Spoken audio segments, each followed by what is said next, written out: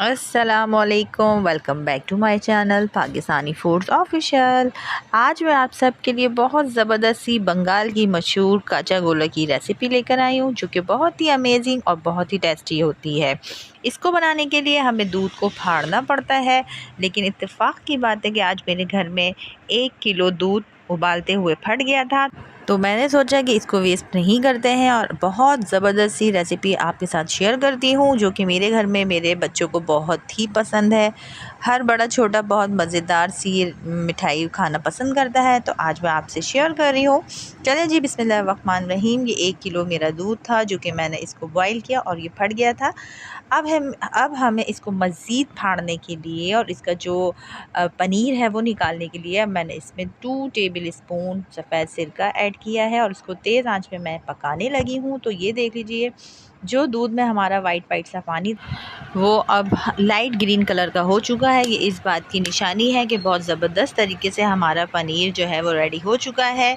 ये देख लीजिए, इसकी कंसिस्टेंसी देख लीजिए। अब बिल्कुल सिर्फ हमारा जो पनीर है उसमें ग्रीन कलर का पानी है, ना कि इसमें कोई दूध वूध शामिल नहीं है।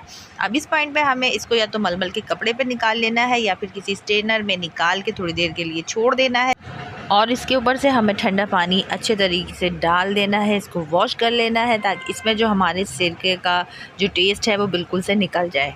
ठीक है, अब इसमें मैंने पानी डाल के स्ट्रेनर में रख दिया था, इसको वॉश कर लिया था। उसके बाद मैंने इसको एक ट्रे में कन्वर्ट कर दिया है और इसको मैं मज़ीद क्रश कर रही हूँ। इतना क्रश करूँगी जितना भी दाना है इसका जो वो बिल्कुल से ख़त्म हो जाए और ये बिल्कुल अच्छे तरीके से मैश हो जाए, जैसे कि आपको नज़र आ रहा है ये।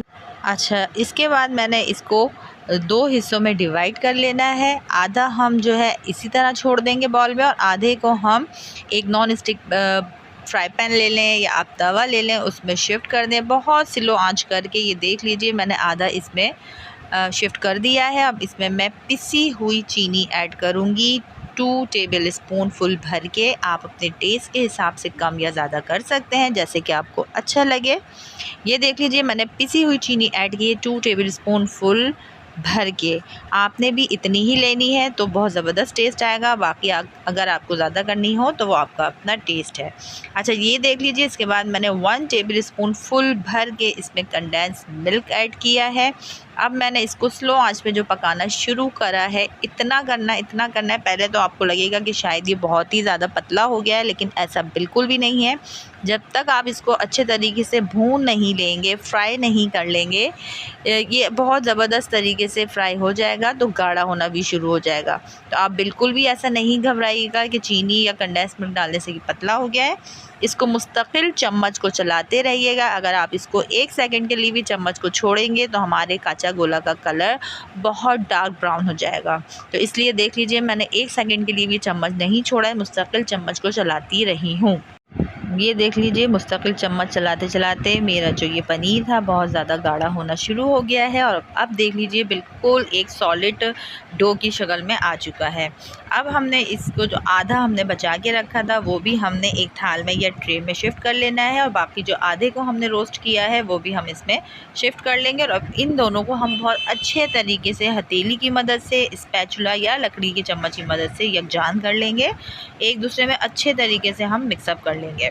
ये देख लीजिए, ये थोड़ा सा गर्म था, इसको हल्का सा रूम टेम्परेचर पे आने दिया। उसके बाद मैंने हाथों की मदद से बहुत ज़बरदस्त तरीके से इसको मैश किया है। इतना मैश किया है कि इसका दाना बिल्कुल से ख़त्म हो जाए। बहुत ज़बरदस्त किस्म से ये बिल्कुल स्मूथ एक सॉलिड शक्ल में आ जाए। ये देख लीजिए, हथेली की मदद से कितने ज़बरदस्त तरीके से ये एक दूसरे में यकजान हो चुका है। अब मैंने इसकी देख लीजिए डो बना ली है। अब मैं छुरी की मदद से, आपको जितना भी साइज़ पसंद हो उतना छोटा या बड़ा आप रख सकते हैं। मैंने मीडियम साइज़ का रखा था और इसमें 6 से 8 आराम से मेरे काचा गोला रेडी हो चुके थे। अब मैंने क्या करना है, एक बाउल में ड्राई मिल्क लेना है। इसको हम एक पीस को उठाते जाएंगे और हथेलियों की मदद से इसको राउंड शेप देते जाएंगे, जैसे कि हम कोफ्ते बनाते हैं। ये देख लीजिए आप, कितना ज़बरदस्त सा हमारा काचा गोला रेडी हो चुका है। साइज़ छोटा बड़ा आप कर सकते हैं। उसके बाद मैंने इसको ड्राई मिल्क में ऐड करना है। हल्का सा हम अपने बॉल को घुमाते जाएंगे और बहुत ज़बरदस्त सी हमारे काचा गोला पे कोटिंग ड्राई मिल्क की हो जाएगी। ये देख लीजिए, कितने ज़बरदस्त तरीके से माशाल्लाह अल्हम्दुलिल्लाह हमारे काचा गोला की मिठाई तैयार हो चुकी है। वो भी हमने अपने फटे हुए दूध से रेडी की है। बहुत ही आसान है, बहुत क्विक है, बहुत अमेजिंग है, बहुत मज़ा आता है बनाते हुए भी और खाते हुए भी। आप लोग ज़रूर ट्राई कीजिएगा। इसके बाद मैंने इसको बादाम की मदद से गार्निश कर लिया। आप चाहें तो पिस्ता भी ऐड कर सकते हैं। और ये देख लीजिए फ़ाइनल लुक माशाल्लाह बहुत ज़बरदस्त हमारा काचा गोला रेडी है। कोई यकीन ही नहीं कर सकता कि हमने वेस्टेड दूध को इस्तेमाल करते हुए मज़ेदार सी मिठाई तैयार भी कर ली है। इस पॉइंट पे आपको अगर मेरी रेसिपी पसंद आई है तो मेरे चैनल को विज़िट करें, सब्सक्राइब करें, लाइक करें, शेयर करें, कमेंट्स करें। मिलती हूँ एक ज़बरदस्त सी रेसिपी के साथ। जब तक के लिए अपना ढेर सारा ख्याल रखिएगा, मुझे दुआओं में याद रखिएगा। अल्लाह हाफ़िज़।